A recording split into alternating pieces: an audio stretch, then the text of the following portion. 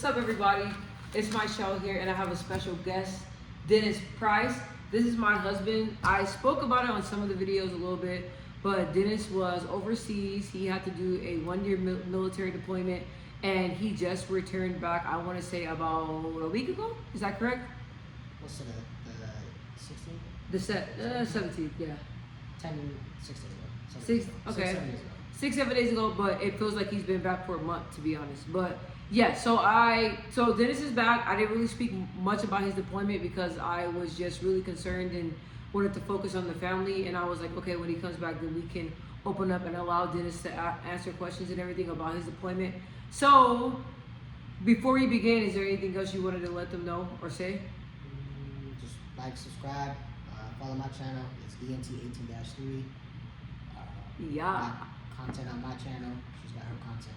Yes, you guys. He has cooking and everything. He's a great cooker. He got a brisket going on out there right now, you guys. He made some steak. The steak was delicious. The brisket looks so juicy and delicious. I've been trying to ask him to give me a piece of it, but he's not. He said I gotta wait. 10-hour smoke. 10-hour smoke, and if he touches it, that is going to like It's gonna mess up the process of the. I'm not a cooker, so I don't know, but that's what he told me. So what we're gonna do, guys, we're gonna get into it. We're gonna ask him some questions. I know there's a lot of couples out there as well that probably went through the same process as me. I mean, different couples go through what? Like, it could be like a 3-month deployment, 6, 8 year, 2 years. Depends on if you're who you're with, because the Air Force will do like anywhere, can do like a week to 3 months to a year.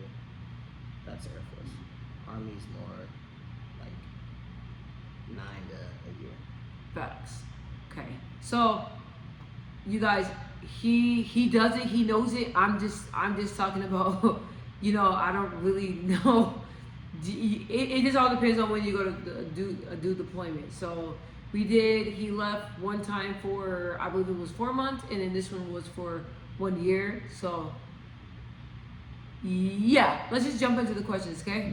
Okay, the first question is, how did you manage time being away? Wait, let me repeat that because I think I kind of mumbled. Number 1, how did you manage time being away? Hung out with a bunch of my battles, a bunch of my friends that I would work with. We'd go to the USO, which is the United Soldiers something organization or something like that. I don't remember what his acronym is, but USO. Even went to the MWR, which is like member military something recreation or something like that. But we did little things like that.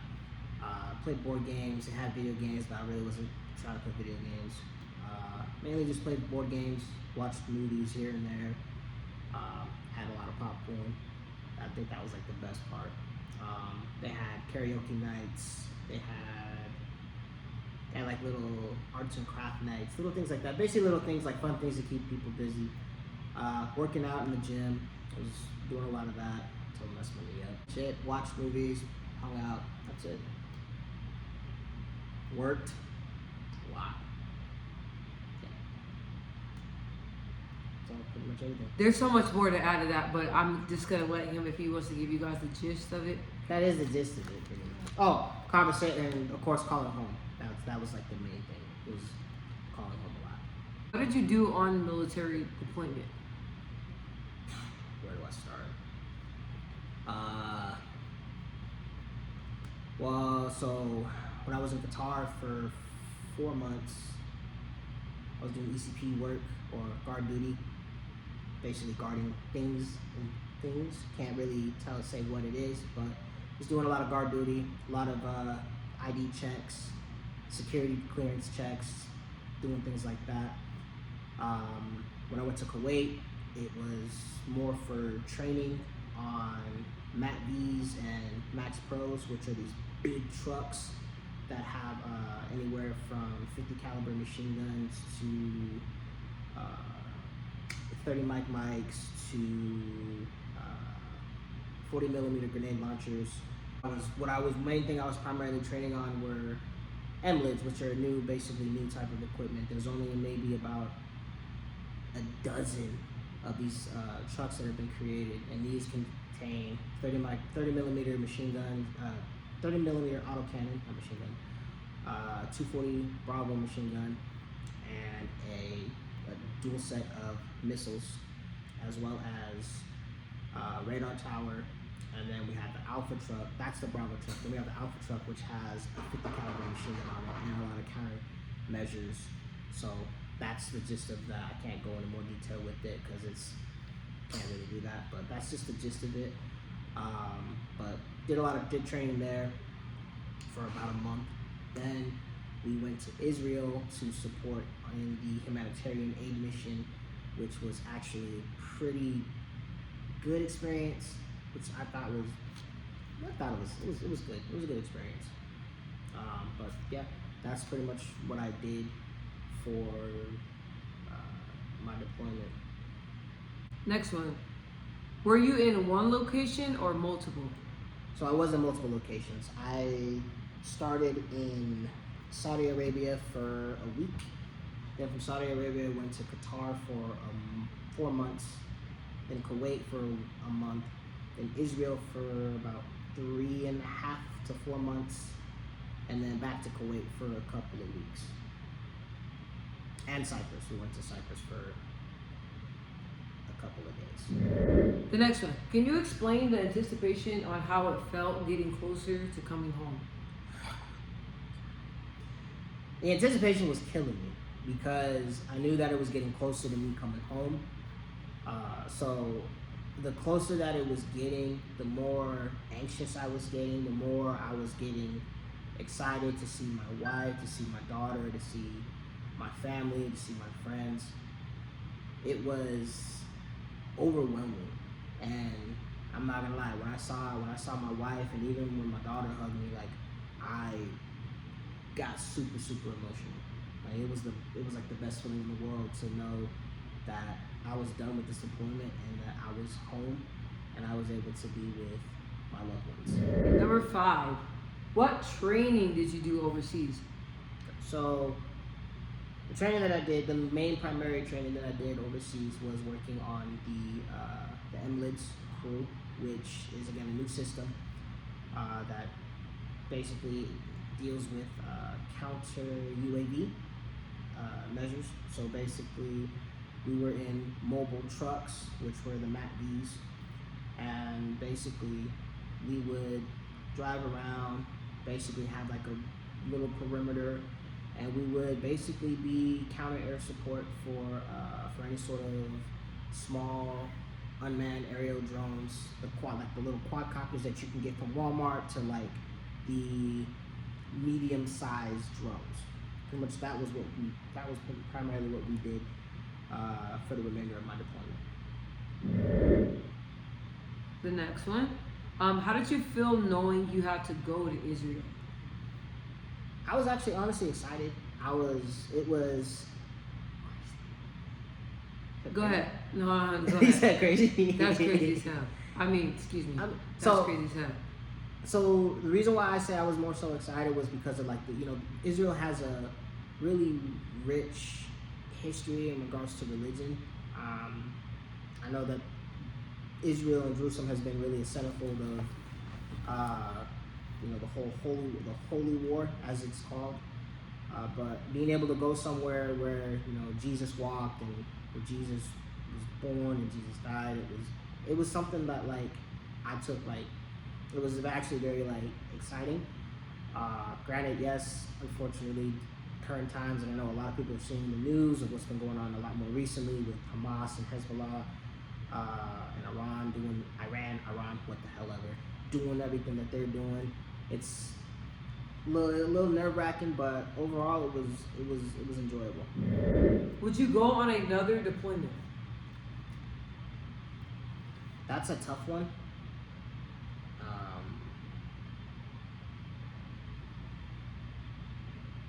That's a real tough one. So on deployments, they don't really talk about a lot of the things that you see and that you experience, and a lot of brotherhoods, the bonds that you form with people, and then just a lot. It's a lot. If I have a real honest answer, I probably would not want to go on another deployment. The pay is phenomenal, but it's not worth being away from your family. It's not. If you're young and 19, 18, 17, 18, 19, fresh out of high school, by all means, you got the whole world is ahead. But when you're a little bit more up in age and it's your first deployment, it's a little rocky. But would I go on another deployment? Probably not. What advice would you give military wives and husbands? Call home a lot. Have open communication. Be spontaneous. If you're on deployment, send your loved one, flowers, a little gift, something. Of course, from home, sending those care packages. Those are real meaningful things that bring a lot of boost morale. Just I don't know the word I'm looking for. What's something that we did on the plane a lot, apart from talking a lot? Video chat. Doing a lot of video chatting. That's something that always I know it would make my day. I know for a fact it would make her day. It would make our daughter's day. Constantly giving updates. Yeah. Whatever it is, I'm doing, our daughter's doing, or whatever's going on. If it's a family event or anything, taking pictures and making sure that we send it to him or we show him. My daughter having her phone, communicating with him, and just keeping him in the loop of things. That's really helpful as well too. Yeah, that sums it up. Okay, and then this one. Is prayer important during deployment, and why? So yes, prayer is very important during deployment.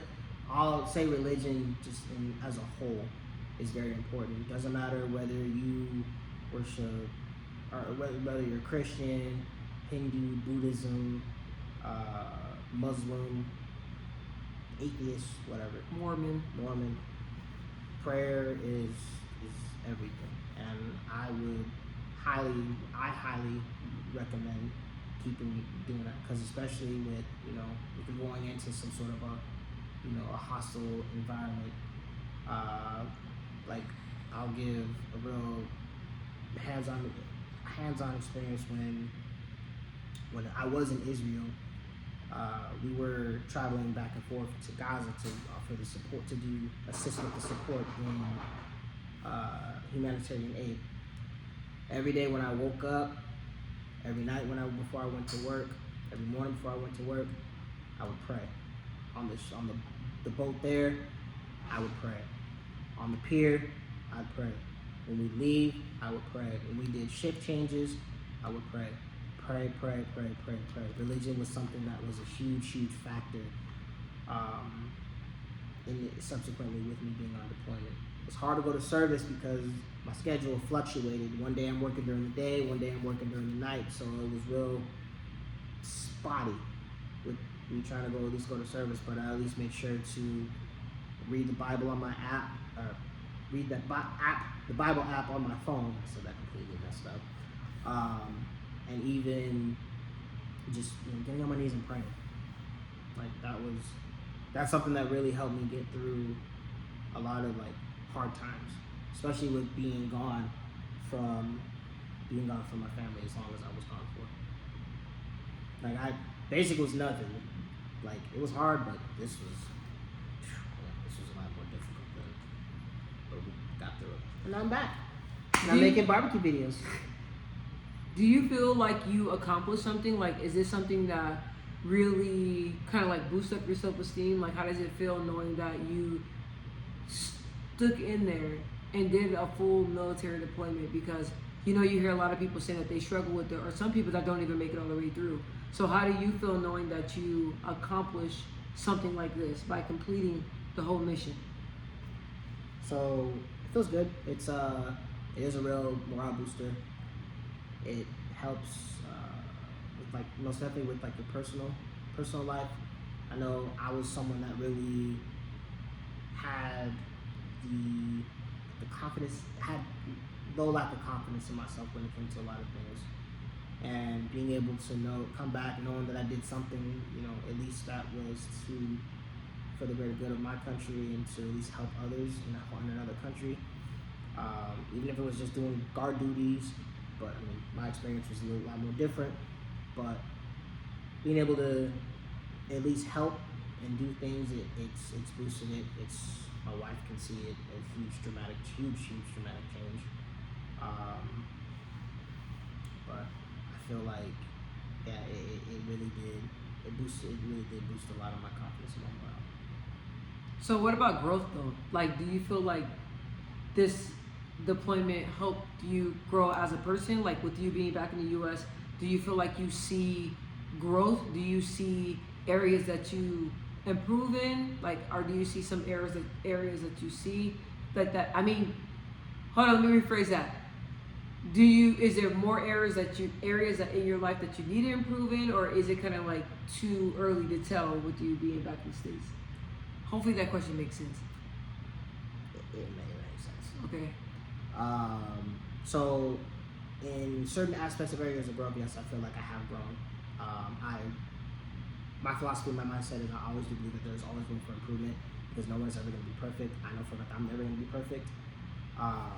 So there's always that room. There's always room for growth, always room for improvement. What was the other part of the question? The other part of the question is, do you see growth now that you're back?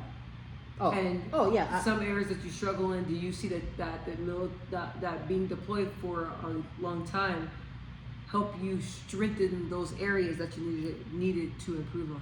Yeah, so I do believe that it has strengthened a lot of, it strengthened some areas, like me being able to really find my voice when it comes to things, being able to really take leadership in certain aspects of things. I feel like that's something that has helped out me being on this deployment and me having to initially subsequently lead soldiers with certain tasks and duties. I believe that has helped me a lot, and has actually had a lot more growth in my personal life to where I'm able to do more in regards to taking lead and leading my family down the right path.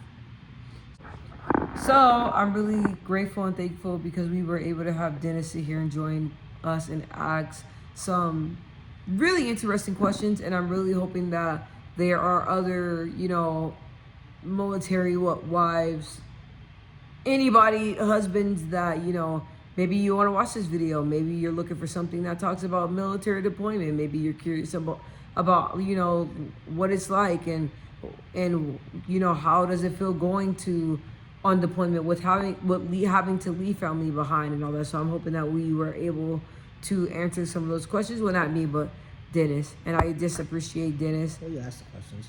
Yeah. Well, yeah. So I'm just very happy, and I just thank God that Dennis made it back safe to, us, his family, and that we're very happy to have him back. And he came back at a great time because he was able to celebrate, back with family and everything. And then he also has a birthday that's in about 2 weeks, so we're gonna celebrate that as well. I don't know if you want to share your age. No, I'm gonna be 40. Yeah. I'm lying. No, I'm only gonna be 32. No, 32? 33. Got him. 32. I'm gonna be 33. You gonna mess me up. You're 32. I'm turning 33. I'm turning 32. And I know, and I'm turning 33. So anyway, he's about to celebrate a 32nd birthday, and we thank God for Dennis in his life. And I wanted to show him more on my channel because I know y'all always talking about, where your husband at? Don't you have a husband? Yeah, I do. Well, guess what? Her husband has been gone for the last almost year. So yes, but y'all are wondering, that's where I've been. Is overseas on deployment. Yes, sir. And he's back. And like he said again, before we end this video, because I'm so grateful and I really hope that you guys enjoy this video, I want Dennis to go ahead and share his YouTube channel information again with you guys. And I also want him to talk about a little bit of what you can find on his channel. Tango DNT 18-3. What I share on my channel, just started putting up some barbecue videos. He sings. Yeah, I ain't putting no singing videos up though. He going to though, but he's a singer. Maybe. He sings. I put up a couple reaction videos, a lot of what else would I put He's up? very funny, you guys. A lot of funny videos, reaction. A lot of funny videos. Just Yeah. Did a couple reactions, a lot of funny videos. I have some real deep, intimate videos regarding like loss and things like that, how to deal with certain things, and yeah, family. Yeah, pretty much. That's my channel. He does have a video, you guys, where he talks about his buddy, his little favorite person. I don't even know if you would call him a person in the world. Sarge. It's a video of him talking about him losing his dog to a kidney disease. So that is a very beautiful. It was a combination of things. It was, but I didn't want to take you down that path, so I just picked one to be considerate because y'all, he get nervous when we talk. Well, not nervous, sorry. He gets emotional when we talk about Sarge. So, but that video, if I know a lot of people, lose pets and everything, but if you really want to know how to deal with the grief and you want to know, want to relate to someone when it comes to losing a pet, go to his channel like he stated and watch that video when he talks about Sarge. If you guys see that, if I look a little sleepy in the video, you guys, we've been up very early. He's been up since, I got up at the same time you got up, right? You got up like 30 minutes after I did. Yeah, I got up like 30 minutes after he did, so it's don't take it personal. Don't take it personal. It was I had a great time with the video. And he said I'm prologuing it. So I'm about to end the video, okay? Love y'all. Peace.